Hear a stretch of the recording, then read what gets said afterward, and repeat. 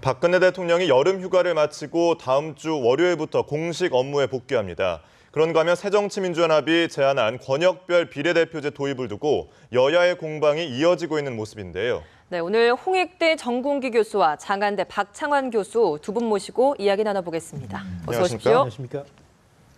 박 대통령이 여름 휴가를 마치고 이제 월요일부터 공식 업무에 복귀를 합니다. 자, 휴가 동안에 청와대 관저에 머물면서 하반기 국정운영 구상에 들어간 걸로 알려졌는데, 자, 앞으로의 국정운영 방향 어떻게 좀 예상하시나요? 예, 대통령 쉬는 동안에 큰 움직임이 보도되지는 않았지만 하반기에는 역시 4대 개혁을 대통령 내걸었는데 그 중에서도 이제 노동개혁에 아마 승부를 걸지 않을까 이렇게 생각이 되거든요. 사실 노동개혁은 우리 국가 사회가 해결할 가장 시급한 과제인데 여러 가지 이해 당사자들 간의 충돌 때문에 많이 미뤄져 왔고 대통령이 이제 승부수를 이제 던졌는데 저는 야당이 말이죠. 이런 걸 먼저 선제적으로 정부보다 앞서서 개혁에 나서면 더 좋다는 생각도 들거든요. 네. 사실 지금 젊은 사람들은 이제 취업 절벽에 갇혀 있고 따라서 이제 임금 피크제 안 하면 안 된다. 이런 절대절명의 어떤 과제라고 볼 수 있는데 저는 대학에 있기 때문에 대학교 4학년 학생들이 졸업을 해도 갈 데가 없는 이 현실 아니겠습니까? 네. 이런 걸 생각하면은 공무원 연금 개혁이 조금 미흡했는데 노동개혁은 대통령뿐만 아니고 여야가 앞서가지고 한번 좀 해결을 하는 그런 하반기가 됐으면 좋겠습니다. 네. 네, 정 교수님께서는 노동개혁에 역점을 둘 것이다라고 말씀해 주셨는데 박 교수님께서는 어떻게 생각하십니까? 네, 이게 일반적으로 하반기 국정운영 여름휴가 마치고 나서 박근혜 대통령이 뭔가 이제 드라이브를 거는 모습 또는 이제 인사를 갖다가 개편하는 그런 모습들을 이제 보여줬는데 네. 이번 여름휴가 끝나고 국정운영을 한다는 거는 좀 의미가 다른 것 같아요. 그러니까 지금 대통령 임기 5년의 절반을 지냈습니다. 네. 이제 반이 지났고 앞으로 반이 남은 거죠. 우리나라는 5년 단임 대통령제이기 때문에 사실 전반기에 아무리 인기가 높아도 임기 초에 꺾어지고 나면은 사실 지지율이 하락하는 게 일반적인 경향이에요. 근데 지금 박근혜 대통령 지난 3년간, 2년 반 동안 국민들에게 제대로 뭘 보여준 게 없습니다. 그렇다면은 앞으로 이제 국정 3년 차 뭔가 보여줘야지 된다라고 하는 그런 부담감이 상당히 클 것 같아요. 네. 특히 내년에는 총선도 있기 때문에 더더욱 그렇죠. 그러면은 가시적인 뭔가 성과를 보여줘야 되는데 지난 2년 반 동안 살리겠다 그랬던 경제가 하루아침에 살아나지는 않을 겁니다. 그럼 결국은 국민들에게 내가 이걸 했다라고 보여줄 수 있는 거는 결국은 4대 개혁밖에 없는데 4대 개혁도 뜯어보면은 금융이나 교육이나 그다음에 공공 부분 이런 부분들에서 사실 그동안에 노력을 했지만 큰 네. 성과가 없었거든요. 그럼 이제 말씀하신 것처럼 하나 남은 게 지금 노동개혁입니다. 이제 이게 노동개혁. 근데 이건 국민들 모두가 다 관련된 문제거든요. 네. 지금 노동개혁의 핵심적인 사안이 두 가지인데 하나는 임금 피크제, 그다음에 또 하나는 소위 정직원들을 갖다가 해고를 갖다가 쉽게 하는 겁니다. 이게 이제 일자리 창출을 위해서 이렇게 한다는 건데 20만 개 일자리 만들겠다, 젊은이들을 위해서 만들겠다 그랬는데 대다수가 지금 인턴 수준이란 말이죠. 그러면은 윗돌 빼가지고 아랫돌 메꾸는 게 과연 일자리 창출이냐. 이거를 가지고 과연 국민들의 동의를 얼마만큼 이끌어낼 수 있느냐. 국민들의 동의를 이끌어내려면 이제 노동개혁을 일방적으로 밀어붙이는 것만 가지고는 안 된다라는 거죠. 뭔가 정부도 변화된 모습을 보여줘야 되는데 그 변화된 모습이 뭔가 이제 사정 드라이브. 그러니까 개혁 드라이브 플러스 사정 드라이브를 통해서 공공이라든지 금융이라든지 또 기업이라든지 재벌들 이런 부분들에 대한 이 고강도 사정 드라이브가 함께 가면서 거기서 뭔가 동력을 얻어서 노동개혁을 좀 밀어붙이지 않겠느냐. 네. 좀 그런 측면에서 하반기 국정운영 그다음에 대통령 임기의 절반을 지난 시점에서 박근혜 대통령이 이번 휴가가 끝나고 나면 좀 세게 밀어붙일 가능성이 있다. 한쪽은 개혁, 한쪽은 사정. 이 두 가지 칼을 들고 국정운영을 좀 드라이브를 걸어갈 것으로 예상이 됩니다. 네. 네. 네, 이제 광복절이 곧 다가오고 있고 그 시점에 지금 휴가에서 복귀를 했기 때문에 자연스레 이제 광복절 특사 이제 사면 관련해서도 좀 이야기가 나올 것 같습니다. 근데 요즘 이렇게 좀 롯데가 후계 다툼 문제도 있다 보니까 이 경제인들에 대한 사면 문제가 좀 조심스러울 수밖에 없을 것 같거든요. 어떻게 예상하십니까? 이번 광복절 특사는 이제 사면이 이제 화두인데 정치인은 좀 안 되는 분위기 같고 기업인들은 되는 분위기 쪽으로 이렇게 분위기가 형성이 되고 있는데 롯데 사태가 네. 터진 거 아닙니까? 사실 우리나라 경제가 이게 재벌 경제인데 이 세계적으로도 이 우리나라밖에 없는 독특한 재벌 경영학 교과서에도 단어가 있지 않습니까? 근데 이 재벌 경제 경영이 뭐 그런 대로 뭐 삼성현대를 지원하면서 긍정적인 평가를 많이 받았는데 롯데는 이상하게 또 이 가족 그 경영을 하다 보니까 분규가 일어나고 국민들한테 많은 부정적인 이미지를 심어주고 있는데 뭐 특사가 영향을 받을 수밖에 없다고 생각은 되지만 네. 저는 이 기업인 특사를 바꿀 만큼의 어떤 그거는 좀 그 방향이 좀 다르다. 왜냐하면은 지금 뭐 최태원 SK 회장하고 CJ 뭐 이재용 그 회장 정도인데 네. 이분들은 이제 그 경영상의 어떤 뭐 횡령이나 분식 회계 이런 걸로 이제 그 들어가 있기 때문에 가족 경영 분규하고는 조금 그 시각이 다른 점을 미뤄봐서 뭐 그 기업인 특사 방침을 바꿀 것 같지는 않은데 어쨌든 간에 저는 뭐 롯데가 됐든 우리나라의 재벌 경제 경영 이 부분은 또 한 번 우리 사회가 한번 그 들여다볼 수 있는 계기가 될 것 같아요. 뭐 특사와 관련해서도 말이죠. 네. 네. 박 교수님께서는 어떻게 생각하세요? 특사 어떻게 어느 선까지 이루어질까요? 이미 여권 내에서는 그 재벌들에 대한 이 특별 사면의 공감대가 형성이 돼 있는 것 같습니다. 사실 여론에서도 분위기 조성을 이미 해놨어요. 그러니까 얼마 전에 20만 개의 일자리를 뭐 새로 만들겠다 이렇게 국민들에게 이렇게 노력하고 있으니까 이번에 재벌들 좀 풀어줘도 되지 않느냐 이런 분위기를 만들었는데 사실 이 특사는 박근혜 대통령의 어떤 그 말바꾸기부터 논란이 됐었고요. 이번에 롯데 문제는 상당히 또 고민할 점을 던져준 것 같습니다. 네. 분위기를 만들어 놨지만 이 롯데 그 엄청난 기업이 가족들끼리 쿵짝쿵짝해서 오너를 결정한다? 그렇게 되면은 주주들은 왜 있는 겁니까? 주주들은 상관이 없고 가족들끼리 이합 집산을 해가지고 오너를 결정한다라고 하는 것은 승계구도가 그만큼 불투명하고 기업의 경영 자체가 불투명하다는 거예요. 네. 그럼 세계적인 경쟁력에도 약화가 될 뿐만 아니라 국민들도 재벌에 대한 부정적인 인식이 늘어날 수밖에 없습니다.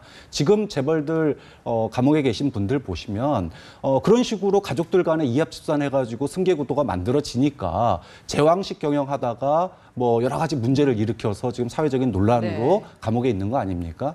그렇게 본다면 이번에 롯데 사태가 그냥 흘려볼 문제가 아니다. 그리고 아마 청와대도 고민을 할 겁니다. 이게 네. 부정적인 영향을 미칠 거기 때문에 단순하게 이번에 한번 풀어줘도 뭐 국민 통합 차원에서 경제 차원에서 되지 않을까 이렇게 생각했다면 이제는 뭔가 또 다른 게 필요하다. 그래서 지금 나오는 얘기가 먼저 재벌들 이번에 풀어주고 먼저 이제 선물을 주는 거죠. 하지만 뒤이어서 재벌에 대한 강력한 사정 드라이브가 또다시 있을 거다. 그래야지 국민들의 어떤 민심을 갖다가 네. 다시 받을 수 있기 때문에 지금 박근혜 정부가 재벌들에 대한 특별 사면은 사실 기정사실화돼 있다라고 저는 생각을 하고 있고요. 네. 다만 그 뒤에 여론을 갖다가 다시 끌어모으기 위해서 먼저 사면을 해주고 그 대신에 재벌 그룹에 대한 어떤 또다시 후속 조치가. 후속적으로 네. 후 사정 드라이브가 걸릴 가능성이 높다고 봅니다. 네, 알겠습니다. 자, 8.15 특사와 함께 또 거론되고 있는 게 지금 개각 이슈입니다. 메르스 사태가 어느 정도 종식을 맞았고 이제 이와 관련해서 한두 명의 강요 개편이 좀 있을 것으로 전망이 되는데 어느 선에서 좀 이루어질까요? 제 생각에는 뭐 문영표 장관 뭐 메르스 사태에 대한 뭐 책임이 뭐 열심히 했는데 네. 책임 묻지 않을 수 없는 분위기여서 문영표 장관이라든가 뭐 한두 명 정도의 그 어떤 소폭 개각이 있지 않을까 생각되고 전면적인 개각을 하기에는 지금 하반기에 해야 될 일이 너무 많고 뭐 청문회 전국 뭐 하다 보면 시간 다 지나가고 지금 하반기가 벌써 5개월 남았으면 오늘 8월 1일 아닙니까? 그래서 네네. 그 5달 남았는데 노동개혁도 해야 되고 그러다 보면은 이제 새로 장관 교체해서 할 시간은 없을 것 같고요. 네. 저는 이제 그 아까 우리 박창원 교수님이 대통령이 이제 그 노동개혁과 관련해서도 뭐 이제 사정 드라이브라는 생각을 갖고 있고 또 재벌의 특사와 관련해서도 앞으로 재벌을 어떤 그 사정의 그 어떤 측면에서 뭐 특사와 관련되게 보셨는데 저는 우리나라의 이제 그 어떤 사회 분위기나 뭐 기업의 경제 사이즈 규모로 봤을 때 대통령이라고 해서 어떤 그 의도를 가지고 사정을 하는 그런 그 단계는 너무 벗어났다고 봅니다. 그래서 대통령이 뭐 어떤 특정 기업에 대해서 내가 한번 저 그 푸시를 가겠다고 해서 하는 그런 시절은 지난 것 같아요. 그렇기 때문에 너무 그 이 어떤 사안에 대해서 대통령의 그 사정, 그 언론에서도 그렇게 분석을 많이 해요. 뭐 검찰 동원해서 뭐 하는데 뭐 우리 사회가 민주화 분위기도 많이 성숙되고 하다 보니까 그런 그 정치 공학적인 그 대통령의 의도를 파악하는 것은 조금 제가 보기에는 좀 지나친 면도 없지 않아 있다 이렇게 좀 보입니다. 네. 예.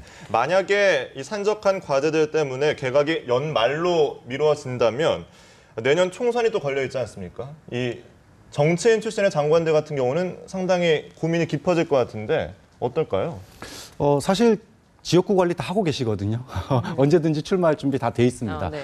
이번 여름 지나면은 돌아가셔야 될 분들이 상당히 많은데 박근혜 대통령이 이제 뭐 개인적인 행보를 갖다 자제해달라 이렇게 얘기하니까 이러지도 저러지도 못하고 마음은 콩밭에 가 있는데 사실 아무것도 못하고 있는 형태입니다. 네. 그렇다라고 몇 달 사이에 가시적인 성과를 갖다가 보여주고 연말에 그만둬야 된다 그러면 짧은 시간 내에 성과를 내야 돼요.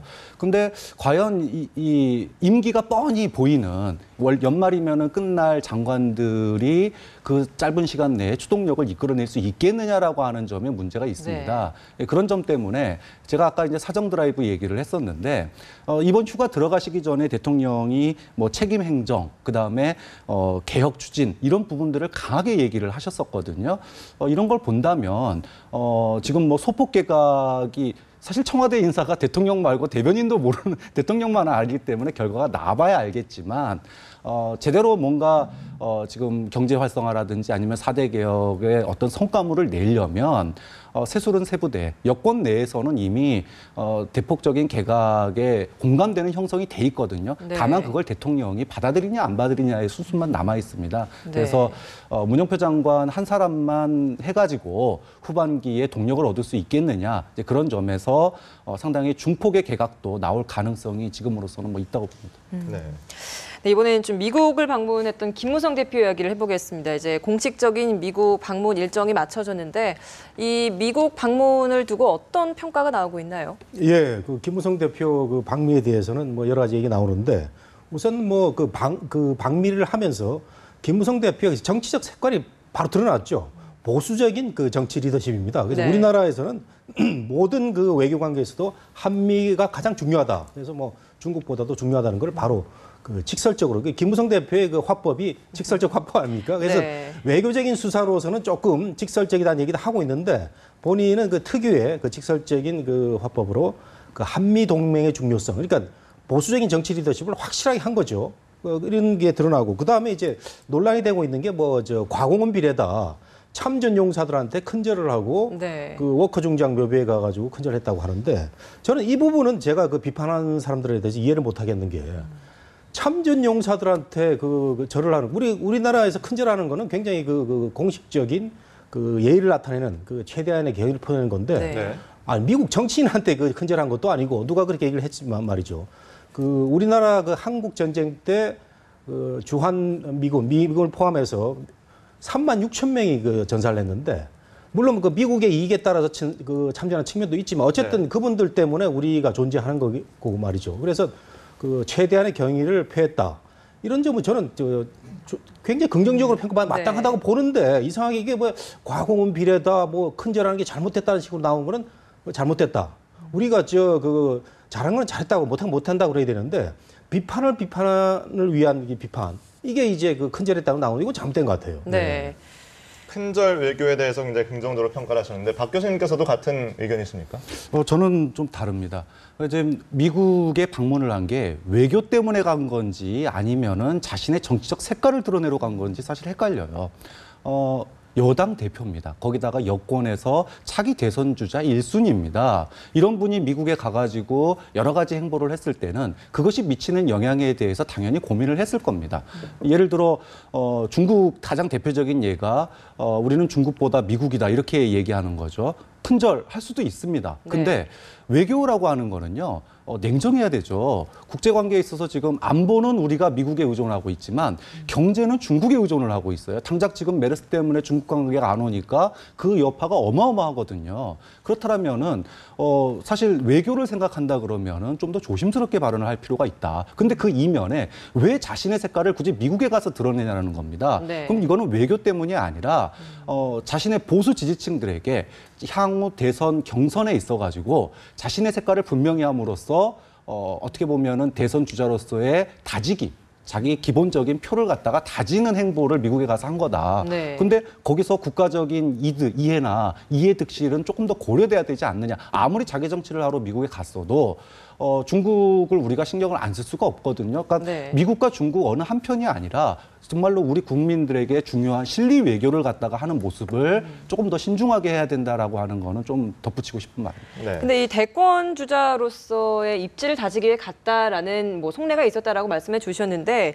뭐 이 마지막에 이제 반기문 사무총장이랑 만났을 때 이야기를 좀 보면 뭐 나는 스스로는 대권 주자의 자격이 없다고 생각한다 이런 말을 했거든요. 이건 뭐 다른 속내가 있는 겁니까? 반어법이죠. 아.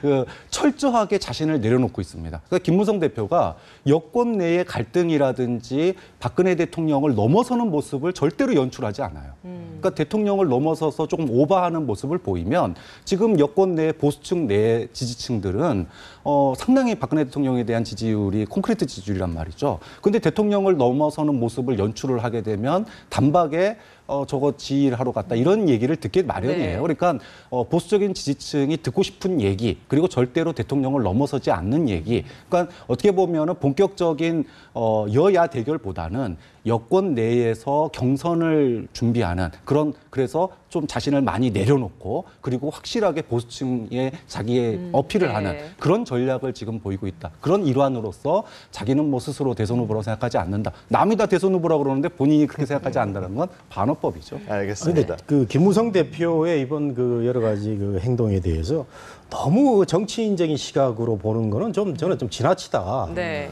여당 대표는 뭐 우리나라 대통령만큼도 중요한 그 지도자이기 때문에 그 미국을 가서 보수적인 정치 리더십 그 철학을 그 비추는 거는 뭐 저는 당연하다고 생각이 되고 그 뭐 큰절이라든가 그다음에 F-22를 구입했으면 좋겠다는 얘기도 그걸 사겠다는 의지보다는 그 우리나라 안보 그 분단된 상태에서 안보가 워낙 중요하니까 F-22는 미국이 세계 어떤 나라에도 팔지 않는 그런 그 전투기 아니겠습니까? 그런 거를 의식한 그런 발언이고요. 그다음에 이제 그 본인의 그 정치적인 그 국내의 정치적인 입지하고 이번 그 방미 행동이 박 교수가 정확히 보셨는데 맞물린 건 사실이지만 네. 그 행동 하나하나 그다음에 발언 나는 뭐 그 어떤 그 킹메이커 역할 이런 걸로 이제 분석들을 많이 하시는 그 반어법이 아니냐 이런 얘기를 하는데 네. 그 자체도 저는 액면 그대로 그 뭐 반어법일 수도 있고 또는 정말 그 킹메이커 국가와 민족을 위해서 나는 그 좋은 대통령이 나오면 키울 수도 있다는 이런 네. 두 가지 측면으로 보는 것도 괜찮을 것 같아요. 네, 알겠습니다. 김무성 대표의 방미 행보에 대해서도 두 분 교수님처럼 좀 평가가 엇갈리고 있는 네. 것 같습니다. 자, 이번엔 국내 정치 현안으로 좀 짚어보겠습니다. 자, 새정치연합이 제안한 권역별 비례대표제. 자, 여야 공방이 치열합니다. 일단 새정치연합 같은 경우는 지역주의 타파를 위해서 필요하다 이런 입장인데 새누리당에서는 반대를 하고 있죠. 네. 참 그 취지는 좋습니다만 지역주의 철폐. 근데 왜 국회의원 늘려서 지역주의를 철폐를 해야 되는지 모르겠어요. 네. 그렇기 때문에 국회의원 늘리는 데 대해서는 많은 국민들이 부담감을 갖고 있고 정서적인 반대를 하고 있는데 결국 여론조사 때문에 좀 약간 주춤한 것 같아요. 뭐 국회의원은 세비를 뭐 줄여서라도 늘리겠다고 하는데 세비뿐만 아니고 거기 그 보좌관들이라든가 비용이 많이 들어간다는 그 얘기 나오고 있지 않습니까? 네. 그래서 저는 새정치민주연합이 그 너무 그 성급하게 국회의원 정수 늘리는 문제 들고 나왔다. 잘 정치개혁은 이런 것보다는 다른 면에서 할 수 있는데 그런 점이 좀 안타깝고요. 아까도 말씀드렸다시피 이제 노동개혁 같은 것도 저는 선제적으로 들고 나와가지고 정부 여당을 압도할 수 있는 그 타이밍인데 이런 건 놔두고 뭐 국회의원 정수 늘린다. 아무래도 그 좋은 취지를 국민들이 받아들이기에는 부담이 있는 그런 상황이죠. 네. 뭐 야권은 권역별 비례대표제를 주장을 하고 있고 여권에서는 오픈 프라이머리를 계속 주장을 하고 있습니다. 근데 이게 뭐 확실히 A와 B 서로 막 상반돼서 뭐 둘 A 아니면 B 이렇게 결정을 해야 되는 상황이 아닌데도 불구하고 서로의 입장만 계속 주장을 하고 있거든요. 뭐 상대방의 입장을 좀 들어주면서 자기 입장을 주장을 한다면 좀 더 이제 국민들이 보기에도 괜찮을 것 같은데 이렇게 계속해서 서로의 입장만 주장하고 있는 데는 어떤 셈법이 숨어 있다고 볼 수 있을까요? 일단 내년 총선을 앞두고 국민들에게 자신들이 개혁적인 공천을 했다라고 하는 걸 보여줄 필요가 있습니다. 근데 그 방식에 있어서 서로가 서로에게 유리한 거를 주장을 하는 거예요. 근데 그 유리한 게 상대방에게는 불리합니다. 예를 들면은 지금 오픈 프라이머리 같은 경우에는 야당으로서는 지금 정말 각고의 노력 끝에 새로운 인물을 보여줘야 되는데 이 오픈 프라이머리를 통해서 사실 야권에서 새로운 인물 보여주기가 쉽지가 않거든요. 네. 현역 의원의 기득권의 벽을 넘어서는 게 어렵습니다. 거꾸로 야권이 주장하고 있는 권역별 비례대표제 이거를 도입하게 되면은 새누리당으로서는 영남 지역에서 많은 비례대표를 뺏기게 돼요. 그렇게 되면은 과반수 확보가 어렵게 됩니다. 네. 이렇게 서로 이해득실이 첨예하기 때문에 지금 논란이 되고 있는 건데 저는 야당도 마찬가지고 여당도 마찬가지고요. 서로 기득권을 내려놓는 거에서부터 시작을 해야 된다고 생각해요. 근데 지금 이번에 이 안을 내놓은 게 지금 야권 내에 혁신위에서 내놨지 않습니까? 네. 근데 혁신위에서 주장한다고 그래가지고 여당이 받는다는 보장이 없는 거예요. 그럼 자신들이 할 수 있는 걸 내놔야 됩니다. 지금 야권이 권역별 비례대표제가 사실 1000만 표나 사표가 되는 이 시대에 그것을 살릴 수 있고 정말 87년 민주화의 때 직선제만큼이나 유효한 건 맞지만 그럼에도 불구하고 자기들의 기득권을 내려놓겠다라고 하는 것들을 보여줘야지만이 돌아선 야권 지지층이 돌아가는데 자기 기득권 내려놓는 얘기는 하나도 안 하고 새누리당의 기득권이나 기성체제의 어떤 기득권만 내려놓으라고 지금 얘기를 네. 하고 있는 거거든요. 이것 때문에 새누리당에서 그 공격을 쉽게 피해갈 수 있는 거예요. 그런 측면에서 권역별 비례대표제가 아무리 좋은 얘기라도 과거에 참여정부 때 4대 개혁, 국가보안법이나 여러 가지가 좋았지만 그것이 네. 왜 실패했습니까? 그것을 국민 감정에 맞게끔 다가갈 줄 알아야 되는데 지금 이번에 권역별 비례대표제도 마찬가지입니다. 아무리 좋은 얘기라도 그것이 현실 가능하고 또 국민들에게 와닿게끔 얘기를 해야 되는데 그런 점에 있어서는 여전히 또 자기들 이 밥그릇 챙기는구나로 받아들여지기 네. 때문에 지금 쉽게 승기를 못 잡고 있는 게 아닌가 싶습니다. 네, 알겠습니다. 앞으로 하반기에 굵직한 정치 이슈들이 좀 많은 것 같은데 앞으로 좀 지켜보도록 하겠습니다. 오늘 말씀은 여기까지 듣겠습니다. 고맙습니다. 고맙습니다.